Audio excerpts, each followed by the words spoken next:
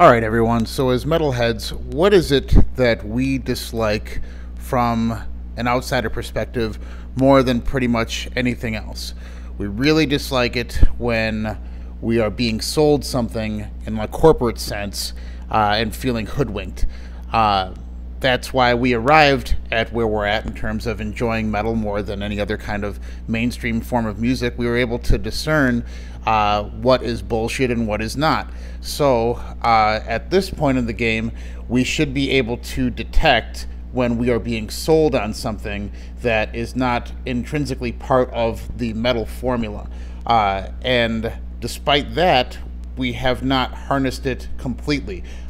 You can see in any kind of album that's being promoted now that it's going to lead with the gimmick first, whether or not it has to do with the technique on display, if they have a unique instrument being represented, if they have abrasive music but ethereal female vocals.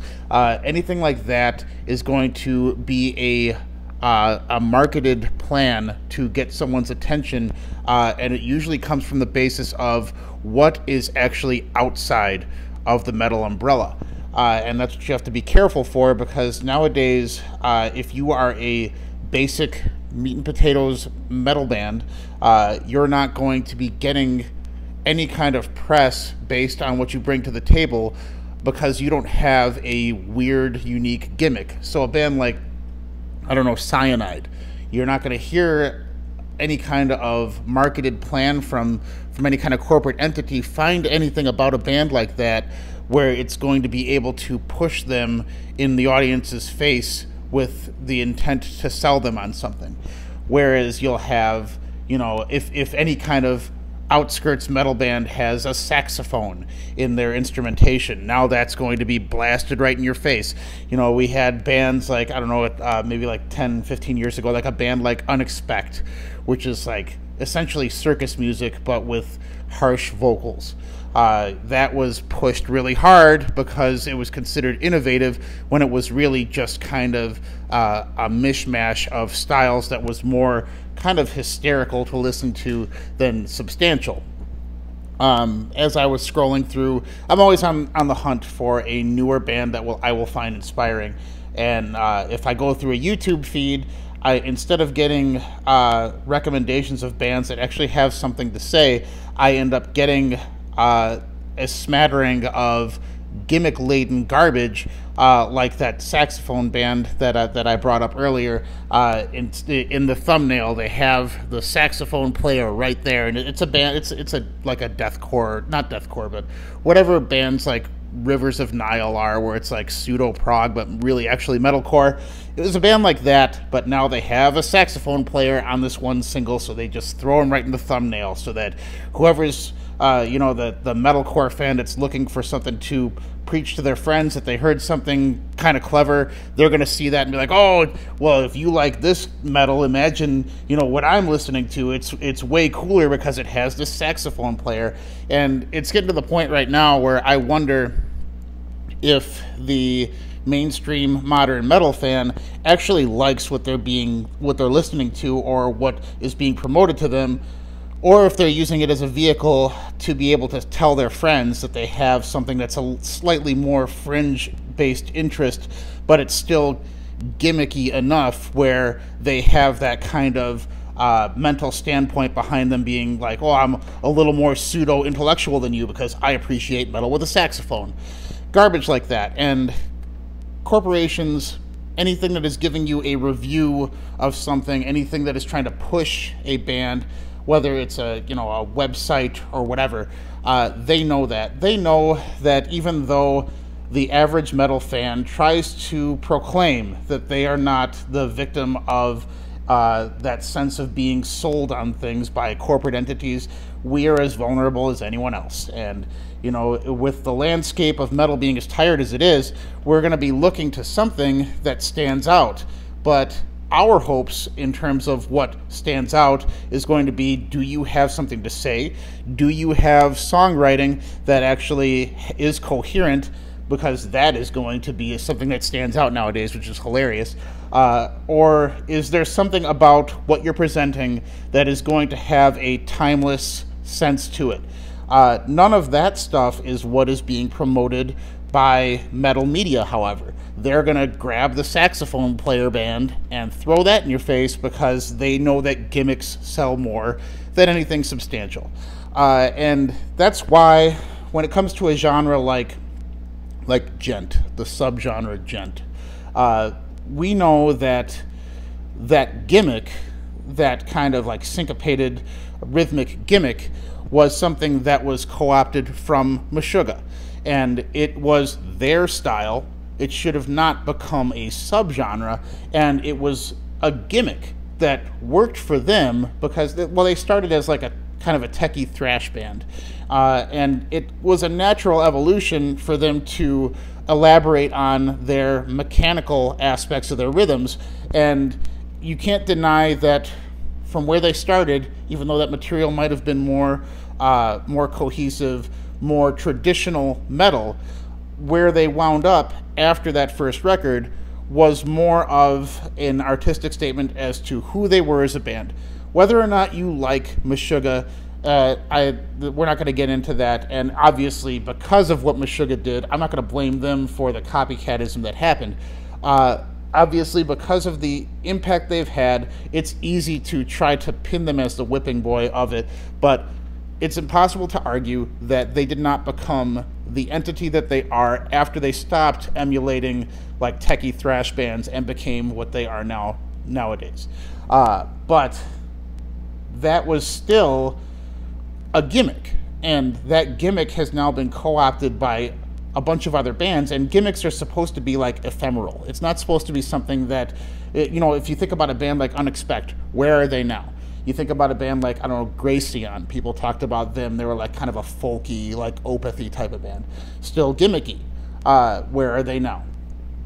That stuff is supposed to fade away, but that gimmick of having that syncopated time signature with the rhythmic nature of it, or with it being rhythm first, melody second, has now been co-opted and is now a subgenre, and that's why it irks the average metalhead the most, because we acknowledge it as a gimmick that has become a subgenre. It has stood the test of time, whereas a bunch of other fluctuations within the metal umbrella have come and gone, and this one is somehow here to stay.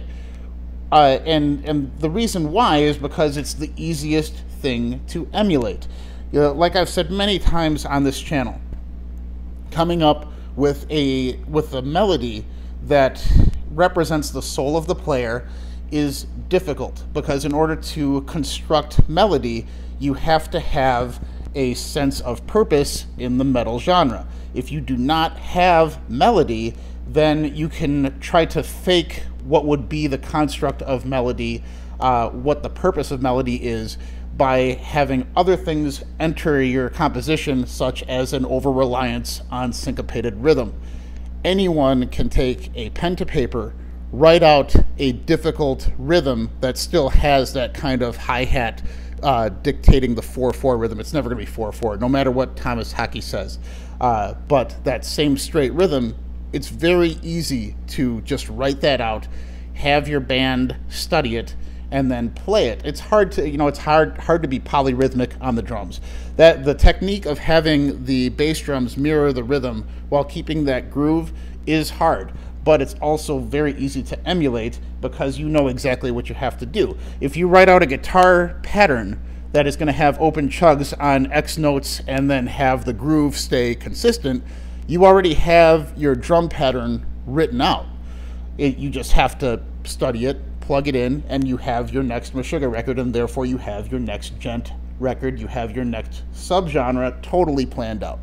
And that is why that gimmick of the syncopated rhythm is so difficult for the common metalhead to understand, why it has validated an entire crop of musicians.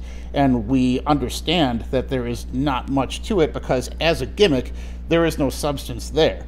And even more so because it's directly copying a band that utilized the technique to formulate who they are as artists. So it's like a band like Viljartha, all that shit, it's all derivative of something Meshuggah would do, but do better, because they've been doing it longer and they know how to utilize it to frame an album's worth of compositions, instead of having it be the gotcha aha moment that other bands will have by having it be, oh, you didn't see that rhythm coming now, did you? You're never going to feel that with a Meshuggah record, because the presentation is confident. The confidence that you hear from the djent movement is not there, because you can feel that identity is missing because it's been copped from someone else. So where does that leave us? Where does that leave us now? Because the gimmick is what reigns supreme, and the only bands that are going to get pushed at us right now are bands that have something that stand out in a way where it is being infiltrated from outside of what is actually metal. And that is why we have such a hard time accepting new bands that bring in ideas like that, and we end up getting pegged as gatekeepers when we're acknowledging that that gimmick is something that is not timeless, and it's something that's only going to pique interest for a very small amount of time before the ADD-addled audience that it's marketed toward is going to find something else that they're going to care about for the next 5 seconds. So we need to have, what would really, really help our case is if somehow the metal media focused on actual cohesive songwriting and artistic statements as the next gimmick. It might be selling the idea short, but if it was promoted to us as, this is the band with something to say, then we would be able to analyze it as something that will be more timeless than, this is the band with the saxophone. And I don't know if it's ever going to get there, because the people in control of what we see know that that flash in the pan shit is what's going to sell more records for the time being, but they also don't care about the fact that it's going to continue to drive the nails into the coffin that's encasing our genre right now. But who knows? The more the scene gets infiltrated by shitty gimmicks, the more the possibility is that eventually, hopefully, audiences will see through it and be looking for something that has a little bit more to chew on, something that will be there for a sense of timeless value, and something that will present who the artist is to the audience, and therefore allow the audience to identify with what they're trying to say. If there is nothing there and a gimmick is taking the place of the identity of the artist, eventually it's going to be buried by the sands of time. Because I guarantee you, before this video, you probably haven't thought about the band Unexpect in a long time, have you? I definitely haven't, but I was just thinking about gimmick bands in the last century, and that's definitely one that popped up and is now buried. So that's my thoughts on that. Hopefully we come to our senses and realize when we're having a corporate entity push something that is non-metal in our face to try to convince us that it is metal and it is flash in the pan enough to warrant our attention, and we just turn our backs to it, and we can get back to the sense of what should be tangibly substantial within the genre. Well, thank you for listening.